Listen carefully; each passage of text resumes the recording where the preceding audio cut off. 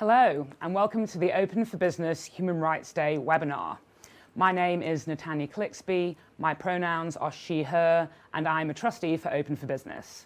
We are delighted to have so many of our friends and supporters from across the world joining us at what will undoubtedly be an insightful conversation with our special guest, UN independent expert, Victor Madrigal-Borloz. Speaking of supporters, I'm here in the London studios of Totem. A huge thank you to the Totem team for providing this excellent event platform. Please do click around, use the Q&A function to say hi to each other and to send us questions for Victor. As Human Rights Day approaches, we know that the human rights of LGBTQ+ people are increasingly under threat.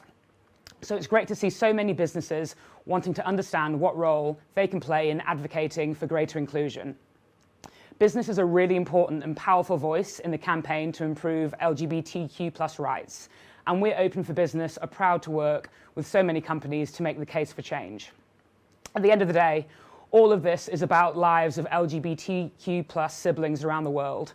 All of us are here because in some way we want to help advance their rights to be who they are and to love who they love. So before we go any further, let's remind ourselves why that matters.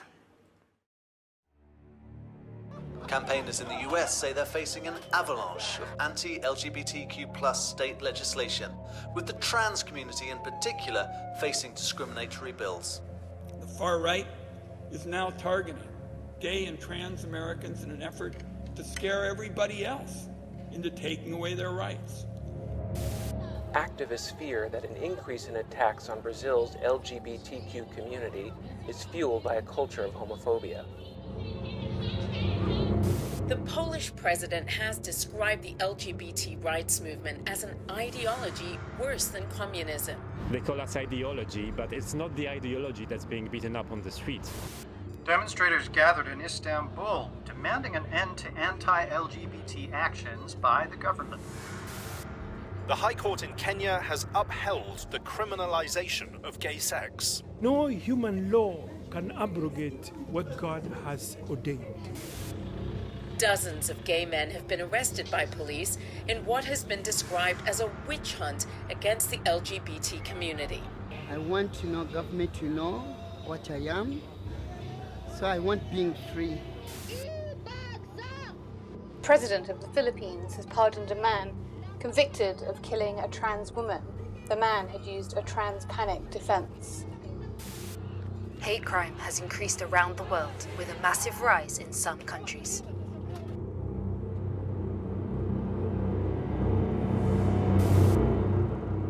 The man who did this tried to tear us apart, but I think this brings us close together to stand as one to face this.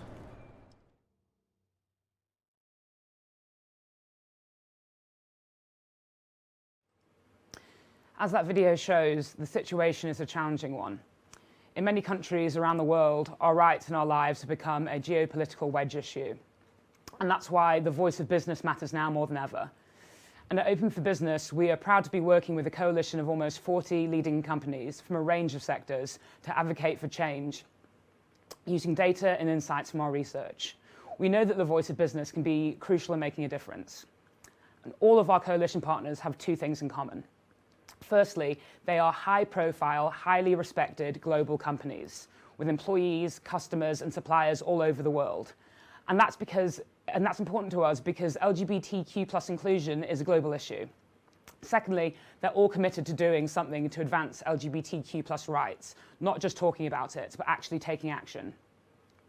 Our coalition is key to the impact that we make, and we really appreciate each and every one of our coalition partners for their work. And each year, we recognise a handful of partners who really stepped up and went the extra mile in their support for LGBTQ+ equality. And we call them the Global Equality Champions. These are companies who have made an extraordinary contribution to the work of Open for Business. Some of them have contributed to our work in challenging countries, others have supported our global research, and others have helped strengthen our core operations as a charity. And so, to announce our champions, let's hear from some of the global program team.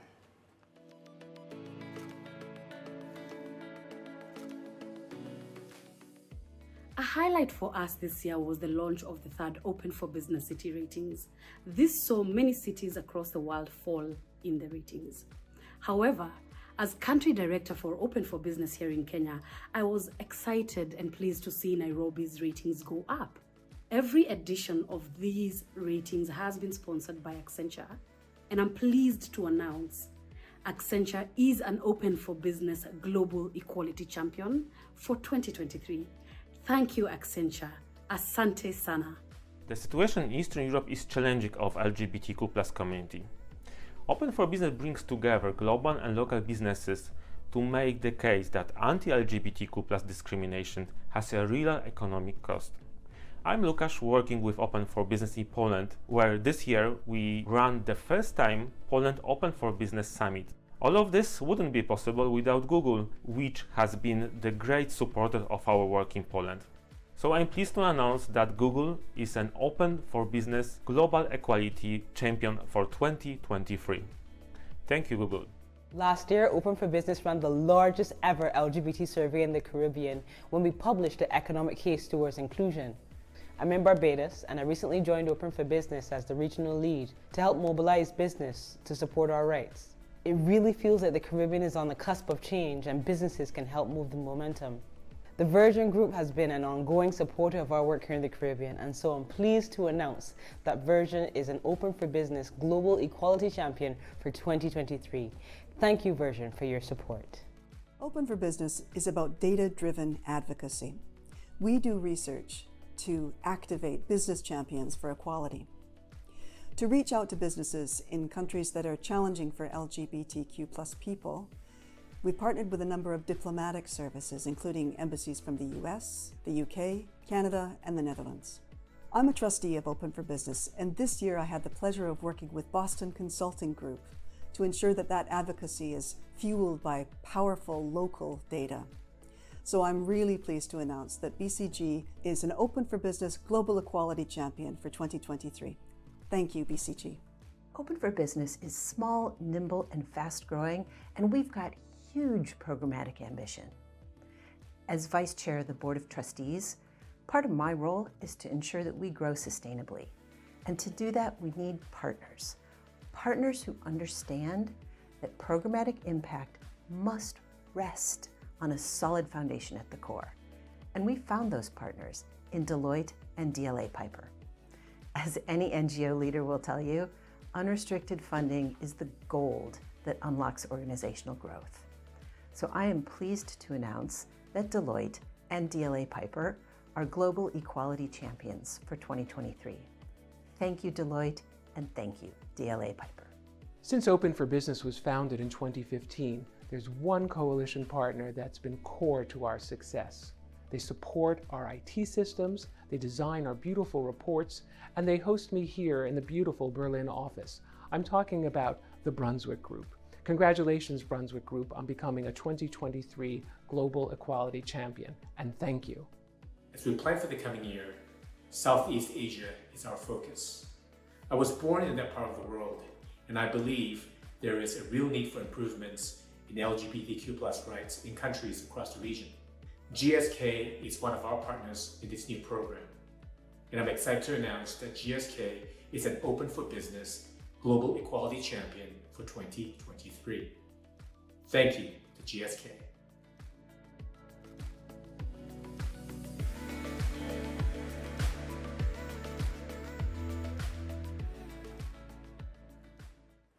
Huge thank you to the team, and congratulations to all of our champions. We really appreciate your support.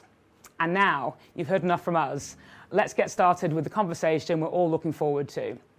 And for that, I'm going to hand over to Jon Miller, our founder and chair of trustees. Over to you, Jon. Thanks, Natanya, and congratulations again to this year's Global Equality Champions. It's great to see so many coalition partners really stepping up and taking action. So this is our third Human Rights Day webinar. Last year, we were joined by Jessica Stern, the US Special Envoy on LGBTQ+ rights, who had a clear message. There are no sidelines for business on this issue, she wanted to tell us. This year, I'm delighted to say we're joined by Victor Madrigal-Borloz, the UN independent expert on sexual orientation and gender identity, a post he's held since 2018.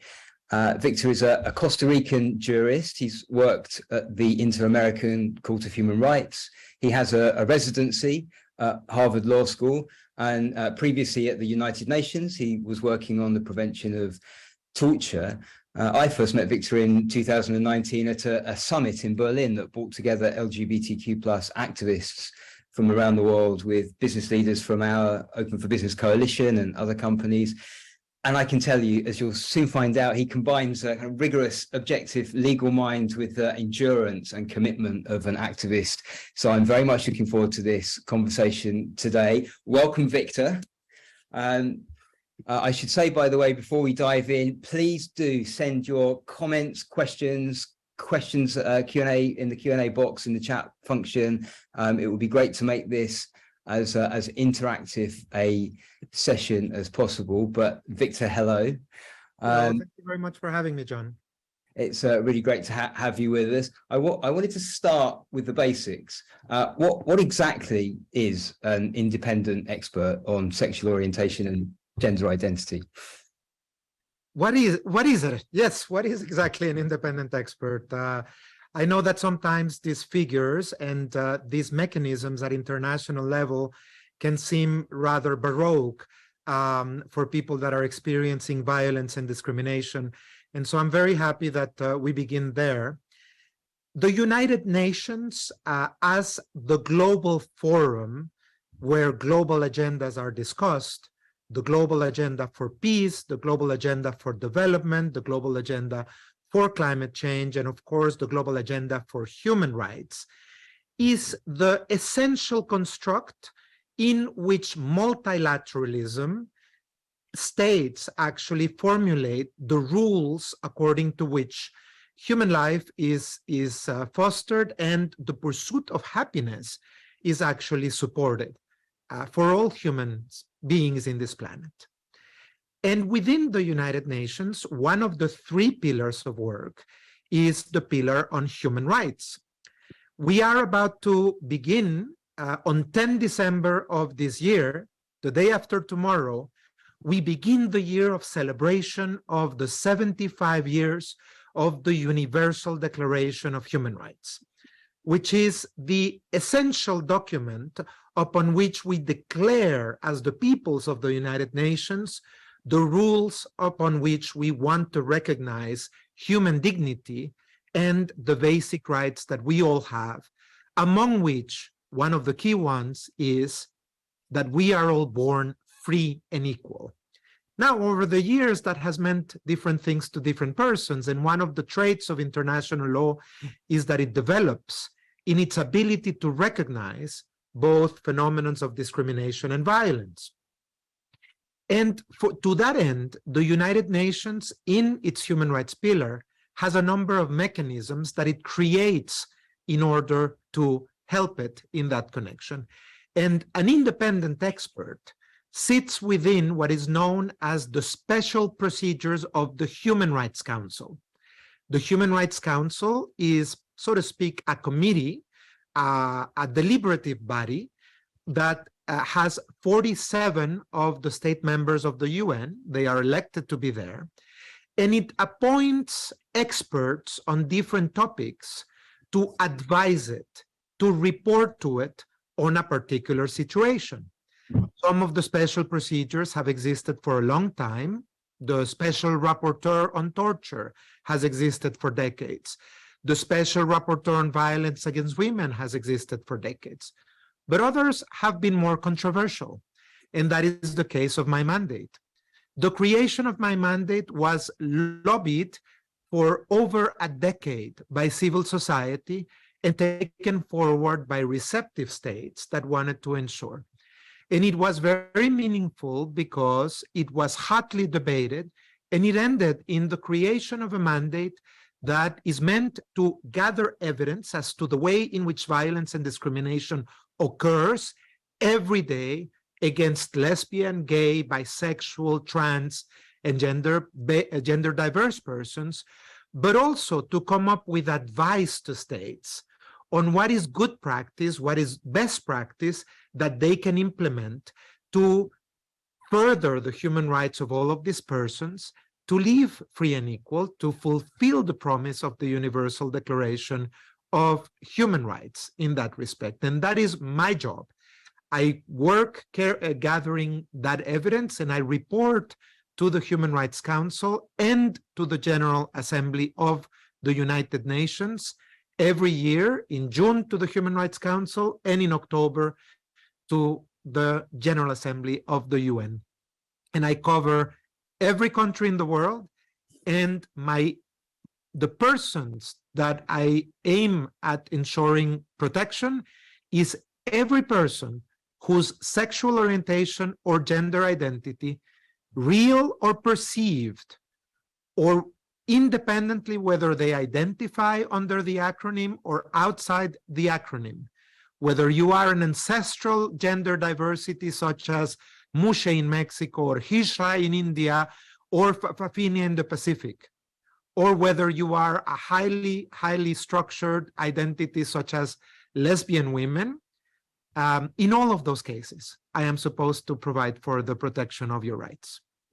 Yeah, fantastic. And really great to be reminded as well that actually the existence of an independent expert on this subject is in itself actually quite a breakthrough and a source of some optimism. And I know your mandate was renewed relatively recently. I'm really pleased that Open for Business was able to write a submission supporting that. Also nice to be reminded in that answer, Victor, that this is fundamentally about human dignity and the pursuit of happiness. It's actually why we're all here. Sometimes can lose sight of that kind of simple reality behind all of these conversations. But I have another basic question for you about your job title, which is sexual orientation and gender identity. How did you end up with that and not, LGBTQ+? And I just wonder what your thoughts are on that acronym, because we have a lot of companies asking us about this. In fact, actually, we recently did a review of which organizations use which acronyms, everything from just LGBT through to LGBT, QIA+, et cetera, and the most common now we found was LGBTQ+. It can be really confusing for people who aren't in this space to figure out what actually is going on with all these letters. What are your thoughts on this? Well, I have three lines of thought in that connection, John. I'll try to be as succinct as I can. The first one is to persons that actually express some sort of frustration or perhaps even anger at the fact that the acronym exists and how do they keep up with that and why do the letters keep... I always say, well, I am sorry that you're facing some discomfort, but I do think that your discomfort in relation to a group of letters is a lot less than the levels of violence and discrimination that are experienced by persons because of their sexual orientation and gender identity, and the discussion on identities and how these identities relate to the occupation of public space as lesbian, as gay, as queer, as trans, is a valid discussion. And I don't think that they compare. They're not morally equivalent conversations to have discomfort around a few letters than to allow the full range of discussions under the identities that people identify. The second thing is the reason why I think the resolution that creates my mandate is sheer genius in referring to sexual orientation and gender identity is because it is a root causes-based mandate. What is asked of me to focus on is not necessarily only the politics of identity, which are important, as I just said, but I am asked to go beyond that. And I am asked to go to the root cause of sexual orientation as a factor that generates violence and discrimination because people who are diverse are seen to challenge pre-established systems of hierarchy and asymmetries of power. And similarly, persons who fall outside of what is seen under a particular context at a particular point in time as gender diverse have their gender identity at the base of deep discrimination and violence against them. And again, this goes beyond an acronym, because let us remember that as respectable as it is, the acronym LGBT, or the existence of queerness, actually answer to very specific political developments in movements. And as valid and respectable as they are, they only represent pieces of the wider puzzle. I spoke before of Fa'afafine women in the Pacific. It's an ancestral identity that pre-existed from colonial times. Fa'afafine women do not identify as trans necessarily, and do not identify as lesbian, and do not identify necessarily as bisexual. They identify as Fa'afafine. Mushe women do not identify under the acronym, and so on and so forth. What we all have in common is that our right and our basically human trait of experiencing sexual desire in a particular way and relating to the series of preconceptions and stereotypes that constitute gender, and our decisions in how we relate to that, are the factors through which we are subject to violence and discrimination. It's really great actually to have you, as you say, take us back to the source actually of this conversation and past the conversations around the politics of identity. But I do want to ask you about the politics of identity, because it is very concerning for a lot of our coalition partners, what you might call the woke backlash. Many of the companies we work with are kind of feeling the pressure of that. And I mean, as you know, Open for Business exists to get the voice of business mobilized as advocates for equality. And yet we do sense today there's more caution in the air from companies, because they can sense that this is a very fractious and politicized conversation. And in fact, we often I see in my work with my Brunswick hat on, companies sometimes even becoming reluctant to speak out about their commitments on reducing carbon emissions because they're afraid of being called woke. So this is really becoming potentially a barrier. And I wanted to just ask you about that. How do you see this woke backlash? How should companies be thinking about this? What advice would you have for business leaders? Well, I'll begin with kind of the last point, and then I'm going to take 2 steps behind in what I think is really the issue. I just heard the day before yesterday that a politician described woke as a person that believes that systematic injustice and asymmetries exist in the world. And I actually, under that definition, will be very proud to be called woke. I think if being woke is actually having developed the understanding of the need for social justice, then I actually think that being woke is actually quite a nice thing. And of course, I mean, words have meaning, and they may be utilized and manipulated in different ways. But I actually think that what we need to resist is the oversimplification of terms and concepts that essentially try to put us into neat little boxes and eliminate our freedom to think critically. And businesses that are not receptive to the idea of human freedom, well, they might just be in the wrong side of things, and then probably they will actually fall onto disrepute because they're not interested in being in the right side of the equation. I will now, John, focus on a couple of things. Before that, I'll do the corollary that one of the extraordinary experiences that I've had in my rather tangential experience in working with the business sector is not only the receptiveness to progressive values in the business sector, but also the reality that business sector does what is good for bottom lines. And of course, inclusion is good for bottom lines, diversity is good for bottom lines, and capturing the wider public, which to a very large extent is always on the right side of history, is also making good business sense. And so I've always been deeply respectful of the ability of businesses to go forward, not only in terms of policy statement, but of course in terms of the imagery utilized in marketing, in their support of particular issues, but also, I mean, in their substance of inclusion within their own structures.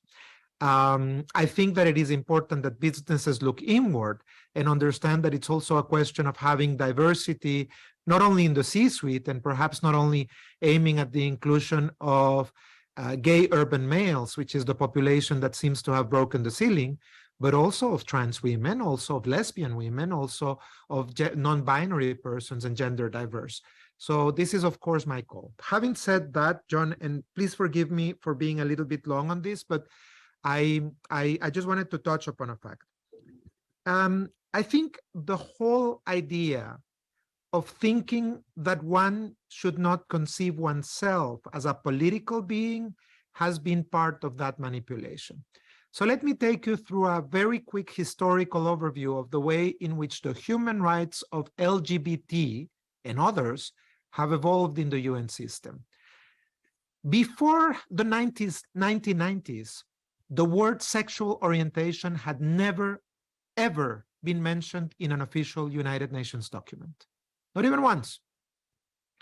And it was the Human Rights Committee in an Australian case called Toonen that actually found that the criminalization existing at the time in Australia was a violation of Mr. Toonen's human rights. But at the time, the Human Rights Committee ruled that the reason why this was a violation is because it violated his privacy. In a way, the message that the Human Rights Committee sent was, gays are okay as long as what they do stays in the privacy of their bedroom, under consensual, over the age of consent situations. And of course, we know that that is part of the equation. But over the last 30 years, the LGBT movement has been clear to the effect that identities also mean the occupation of public space with an identity that corresponds to the reality of being gay or lesbian or trans.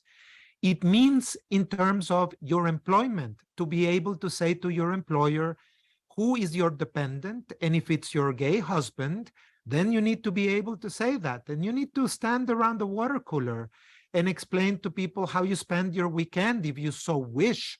And that would include that, you know, you had to go to an irritating concert that your husband wanted to go to and that you slept all throughout. It means in terms of housing that you should be able to actually make a loan application and a renting application under your legally accepted marriage. It means in terms of health that as a lesbian woman, you should be able to a health consultation and be able to reveal your sexual life so that the best care is given to you. And it means in relation to trans persons that your self-identification will be respected by the system so that you will be able to, as a woman, if you are a trans woman, or as non-binary, if you're non-binary, have the legal consequences of that aspect. And John, all of those are manifestations of occupation of public space under an identity that directly relate to our existence as lesbian, as gay, as trans.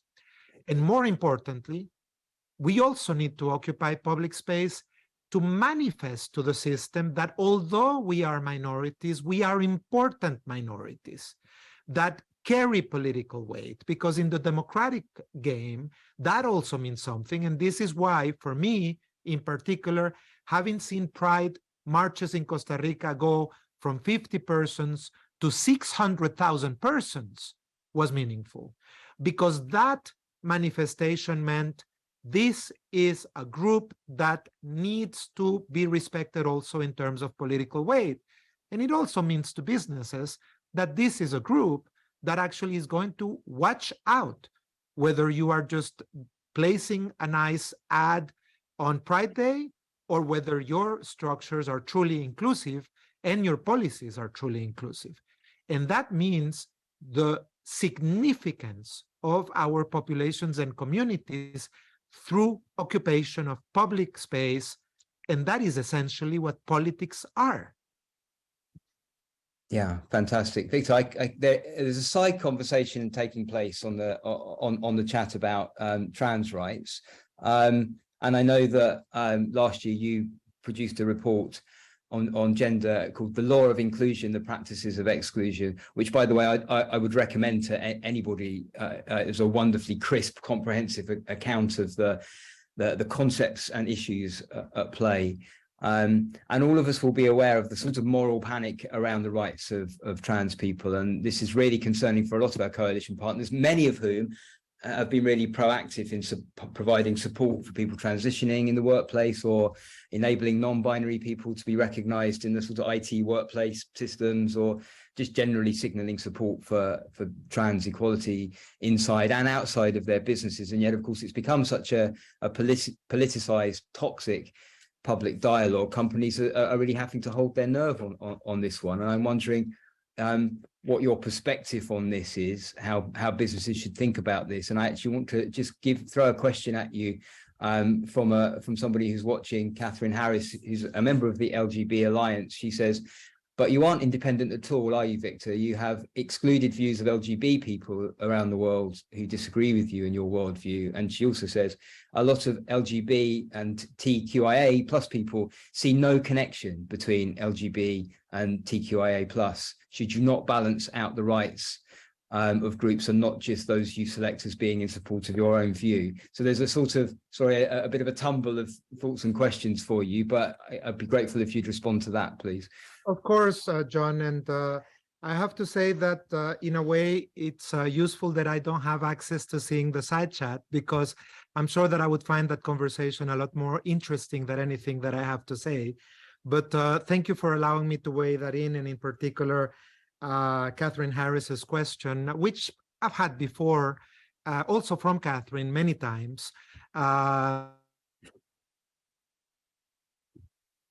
So it won't be the first time that I have the opportunity of saying what I'm saying. First of all, my report was not a standalone. It was a report that was called The Law of Inclusion, but it was followed by one that was called Narratives of Exclusion. And so that year I dedicated to presenting a case as to what would be and the state of the law, the state of international human rights law, in relation to what I will not qualify ever as trans rights. It is the human rights of trans persons. There are not such a thing as gay rights or lesbian rights or bisexual rights or trans rights. What there is actually human rights of trans persons. And I carried out an interrogation, a very, very thorough interrogation of the current state of international human rights law in relation to this issue. And my conclusion was that there is a robust framework at United Nations level, at the level of the inter-American system and in the Eurospace, as well as actually some rather interesting signs in the African space, about the fact that the human rights of trans people need to be understood precisely in relation to the fact that gender identity is to be based on self-identification, and that there are no socially or morally redeemable reasons why a person should actually not have their gender identity recognized by the state. Now, this is a complex technical issue because, of course, recognition of identity is what creates the very foundation of a series of rights that the state actually has the obligation to fulfill. And that means, for example, how your right to health will be protected, how access to health spaces will be protected, and so on and so forth, including, of course, also issues concerning the protection of diversity in high schools, in schools, at universities, so as to ensure that bullying against trans and non-binary person ends, and so on and so forth, right? It's an issue that comes from a compounded set of rights that derive from the Universal Declaration of Human Rights and are seen. And to me, it's important to mention to you that the principle of self-identification has in fact been affirmed by really a myriad human rights organizations, including the High Commissioner for Human Rights and the CEDAW Committee, the Human Rights Committee, the CCPR, Social and Economic Rights Committee, a number of special procedures. So there's a long body of law that is presented on my report on the law of inclusion, and that I presented, for example, as evidence to the Scottish Parliament, which I think is part of the reason why Catherine might be asking her renewed question in relation to this. And that evidence, by the way, I presented in June, and I would really encourage persons to take a look at that. That robust consensus, of course, does not detract from the fact that there may be different opinions in that. And I am aware of a recent different opinion by the Special Rapporteur on Violence Against Women. I'm not going to actually present that opinion because it's not mine. But my constant message, which I believe very much is based on the reality of international human rights law, is that there is a consistent opinion by all human rights bodies of the United Nations, including up until very recently, the Rapporteurship on Violence Against Women, to the effect that legal self-identification is the standard for legal recognition of gender identity. I would take vigorous issue with that I have not heard the voices in the debate. For my report on narratives of exclusion and practices and the law of inclusion, I received over 600 submissions, of which very many challenged inclusionary and expressed exclusionary approaches. I will have to say that in some cases, the submissions were actually reflective of a rather toxic public debate in relation to these issues, and that some of them contained, or so many of them contained actually expressions that could be classified as hate speech under the United Nations standard of the Rabat Plan of Action, that it will probably take until the very last day of my mandates to scrutinize all of those thousands of pages for hate speech before they are published in my webpage. Because of course, my webpage will not actually publicize any page of any submission that can be categorized as hate speech under the standards of the Rabat Plan of Action, which is very clear on what constitutes non-protected speech. And of course, those are all discussions that we can have, and that is fine.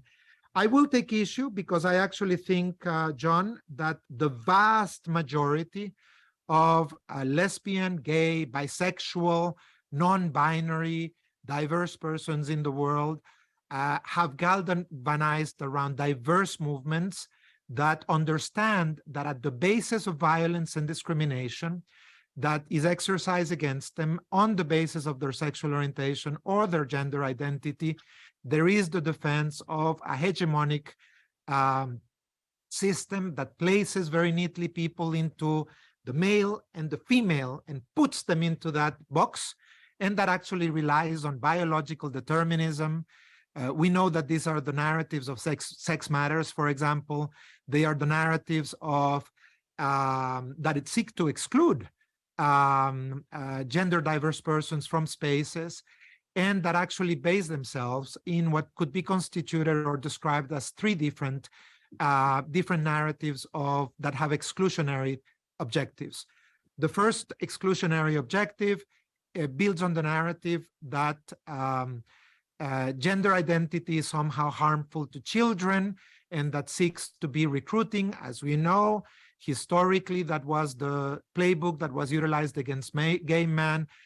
How many of us lived under the ominous shadow of the possibility of being accused to be groomers, and how many people are actually being under that reality today? Lesbian women, exactly the same type of accusations. You know, by the way, John, lesbian women are very prevalent in my work, and I am very proud that I have hundreds of organizations that are feminist organizations and lesbian organizations be at the forefront of the support to my mandate. And so to say that I don't listen to women is actually to disregard 15 years of actually being guided by women on feminist approaches such as intersectionality and intersectionality frameworks. Lastly, I'd just like to say, and I apologize, John, but this is an important issue. Lastly, I wanted to say the narratives of exclusion also raises the idea that the rights of trans women are somehow dangerous to the rights of non-trans women or women who have not been assigned as women at birth. And it builds on the idea that it builds on predatory notion of trans people, trying to identify the idea that self-identification can be abused as a mechanism for predatory males to then become trans women. And, that's the discussion that is going on in Scotland right now. And again, in which I presented my evidence in June and upon which I rely. But I'd like to say that, well, we all know that there's no evidence in relation to such an event. I interrogated the cases that were presented to me during narratives of exclusion, and I found them to be all rather obscure. And I would invite people to really think whether in order to rape women and to abuse women and to actually exercise gender-based violence, they really think that predatory males would transform themselves into women, would live for some months as women in the system, would subject themselves to the type of violence and discrimination that trans women experience. In Latin America, they would see their expectancy go down. They would expose themselves to being killed and tortured and maimed and raped themselves. I think that predatory males find pretty direct ways to access women's spaces. I think there is an overwhelming majority of gender-based violence that is actually exercised by persons that the victims knows. We all know that the evidence comes out to that relation. So I think that I would call this a smokescreen that actually is put to the service of those that want to defend hegemonic constructions and are resisting this reality of a future that is non-binary. Thank you, Victor. That's a very rich and comprehensive answer to, I mean, it is really a major fault line, of course, at the moment for companies wanting to support the full range of inclusion and diversity for their people in their workforce. And you mentioned there is a general consensus. I would just like to say, for the record, that Open for Business is a fully trans inclusive campaign, and our coalition partners would support the general consensus. I think I can say that on behalf of each and every one of our corporate partners, would fully support that corporate consent, that general consensus that you refer to. As well. I've got a couple of questions here for you, Victor, coming in. In fact, there's quite a lot of questions. Probably the biggest single theme, the biggest theme in the discussion might be trans inclusion, but the biggest theme in the questions coming up is ESG, right? So I know that data is something that you've given a lot of thought to. We at Open for Business think of ourselves as, we're a data-driven advocacy organization, so this is a subject very close to our heart too. You, I think, wrote a report on the risks and challenges of collecting data. So ESG, of course, is all about metrics and reporting, what companies are doing and what they're achieving on these issues. So I wonder what your thoughts are and what your advice would be to companies when they're thinking about how to look at ESG with an LGBTQ lens, or how to look at LGBTQ plus with an ESG lens. I'm not sure which way around it should go, but how does it strike you? Well, John, you're going to have to forgive me. I'm a poor academic, and I'm not really sure that I understand what ESG is. Well, ESG is reporting to investors, environmental, societal, governance issues. So reporting back to investors how business is doing on various societal issues.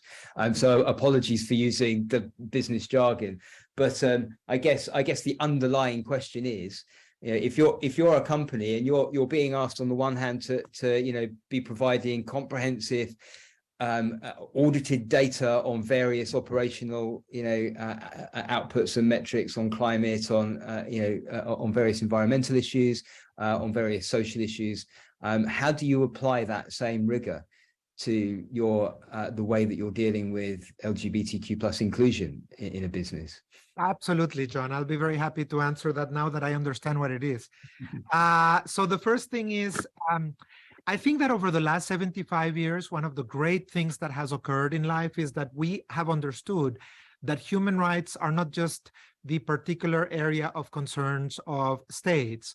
We actually recognize that there's a series of interwoven circles of societal action that actually meet at the point of how do we all work together to ensure human dignity and that pursuit of happiness, the respect of human rights in order to actually go forward. And I think that certain premises are part of that work. The first one is, I think companies need to own the role that they play in promoting better societies. And of course, as I'm sure you know, John, there's a whole line of work that has been going on for 2 decades in relation to what is known the area of concern as business and human rights, which is responsibilities that business have under the human rights-based approach.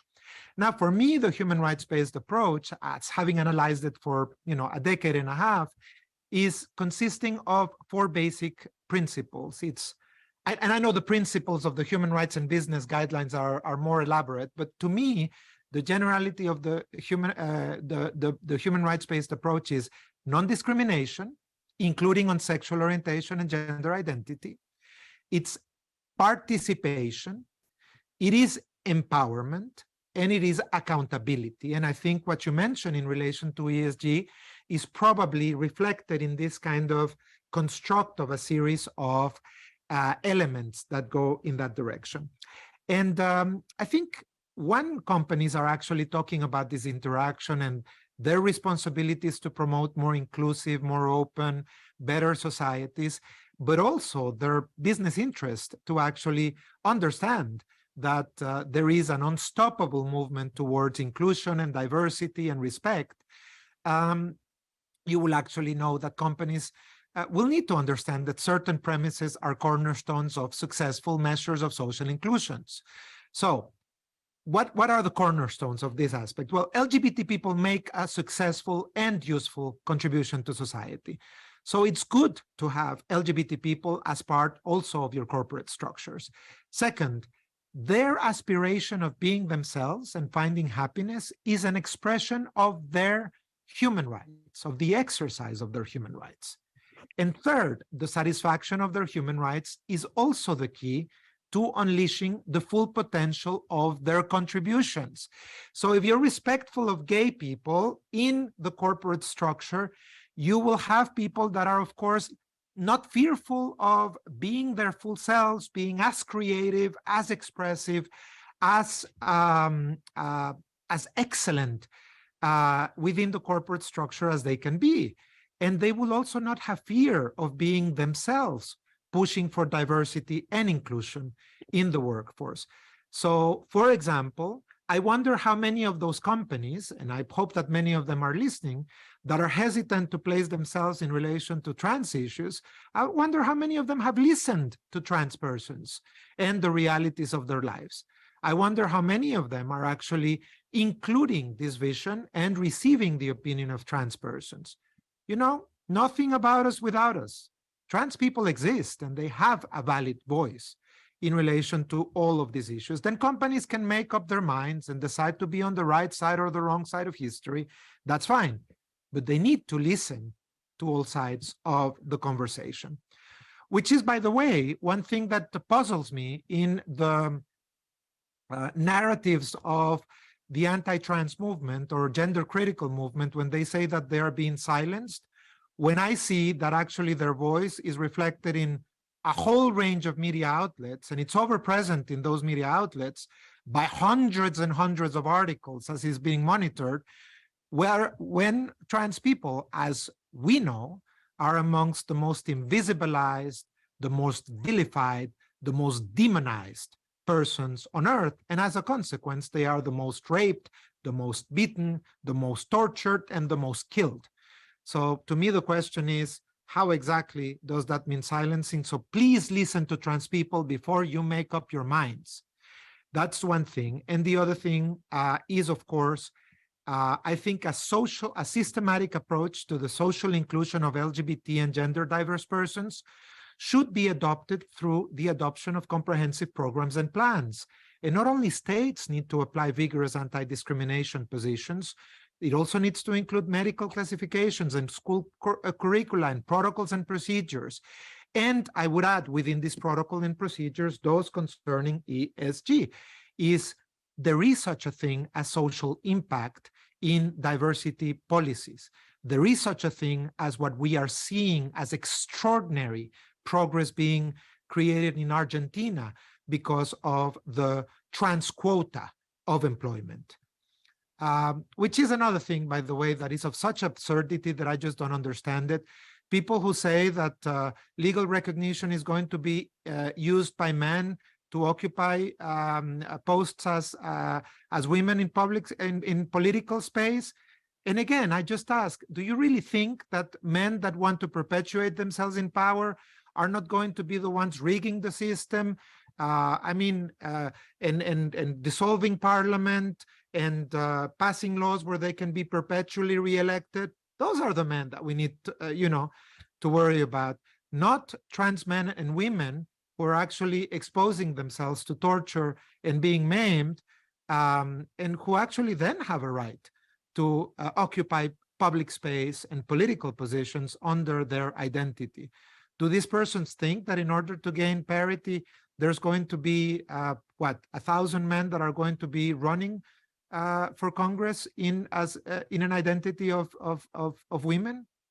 That those arguments are such an absurdity that is just really strange that we actually need to be talking about that, John.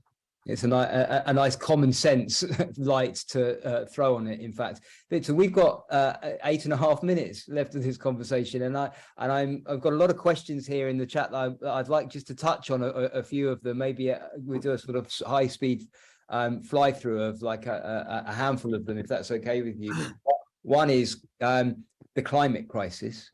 And of course, there is no bigger societal issue today than the climate crisis, and people might wonder what that's got to do with LGBTQ plus people. But we have at Open for Business quite often activists in different countries saying to us, "What is Open for Business doing on climate?" And in a way, that seems like a strange question to ask us until you stop and look and realize that actually these people are often in part of very marginalized, vulnerable communities, and for them they're all part of the same big issue. So how does climate strike you when it comes to LGBTQ plus? How does that cross your radar screen? John, I'd like to say that one of the issues that I'm very happy about is that I constantly work together with other special rapporteurs of interlocking interest.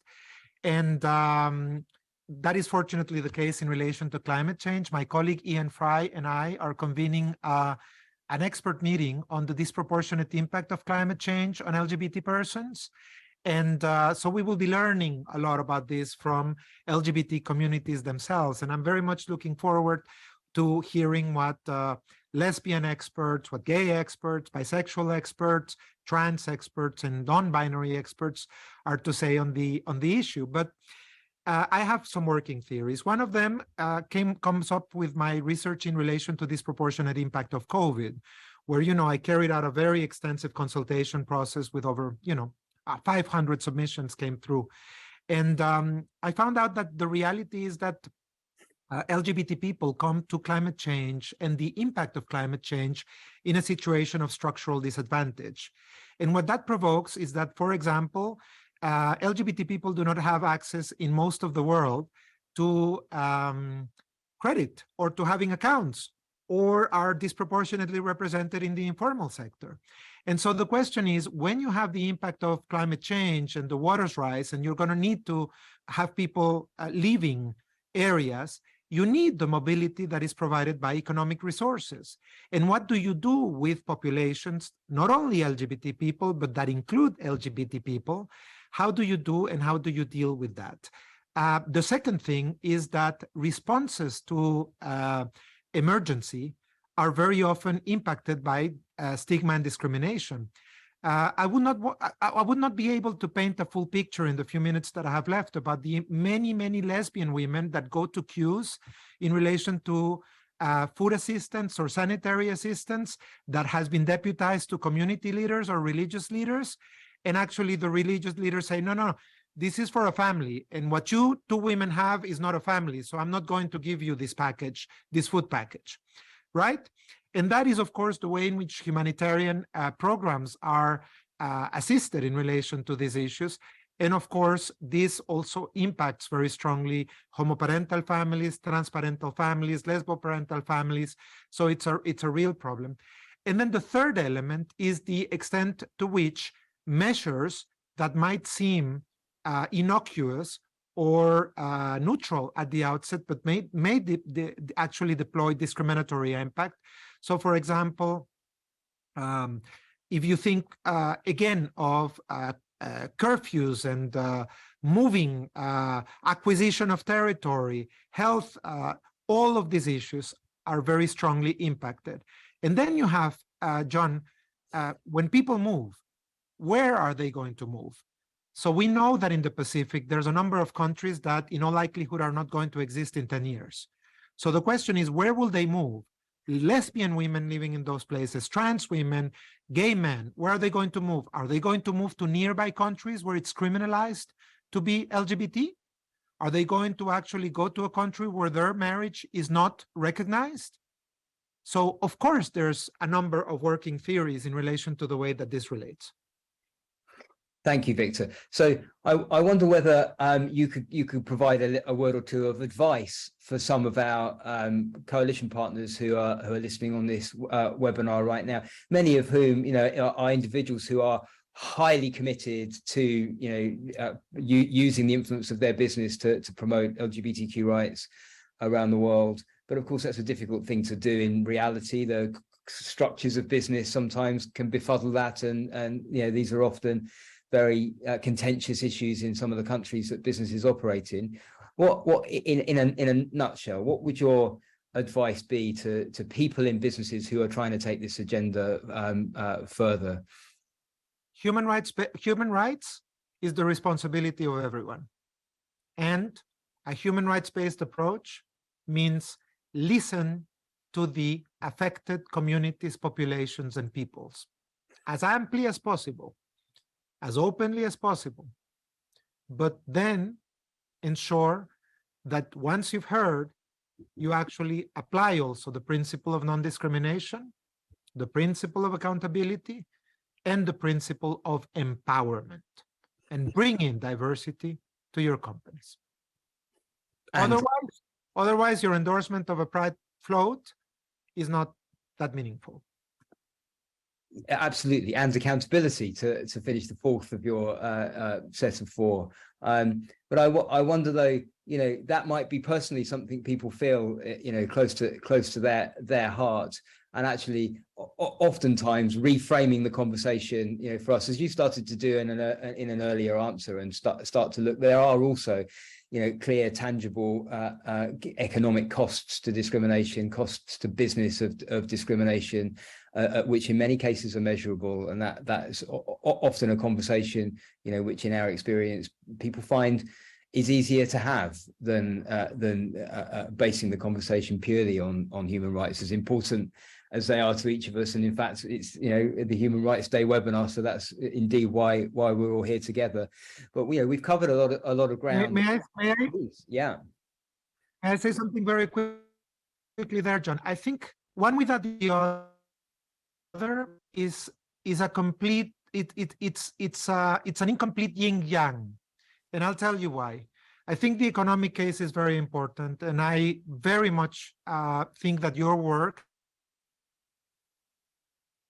Open for Business, I think that one without the other is an incomplete picture, because there might be economic models that are against human rights that are very viable. I don't know, but of course slavery was an economic model that produced a lot of wealth to many people in many societies around the world. Was that really where we want to take our societies? I'm pretty sure that that's not the case. So if you miss the other half, the other current, and you base yourself purely on the economic model, you really risk to end up in the wrong side of history. And, then you will have to make amends a few years down the line. I mean, 100%. And I've had many times people saying to us, activists in particular, going, you do realize, you can't put a dollar sign in front of somebody's human rights, whether or people have human rights, whether or not there is an economic case for it. But nonetheless, in the effort to roll forward those human rights and defend them where they need defending and open up new spaces and new conversations where they need opening up, we've seen how that conversation can really help take us forward. Victor, we're on the hour. Thank you so much for joining us for this conversation. It's been a lot to digest here, actually. I'm looking forward to reading through the transcript. Thank you very much to Totem and to Brunswick for making this webinar possible in the first place. And above all, of course, our coalition partners and civil society partners who are listening today, for your thoughts and questions and comments. Hugely appreciated. And this is our Human Rights Day webinar. As Victor said, fundamentally that's about the pursuit of happiness. So when it comes, happy Human Rights Day.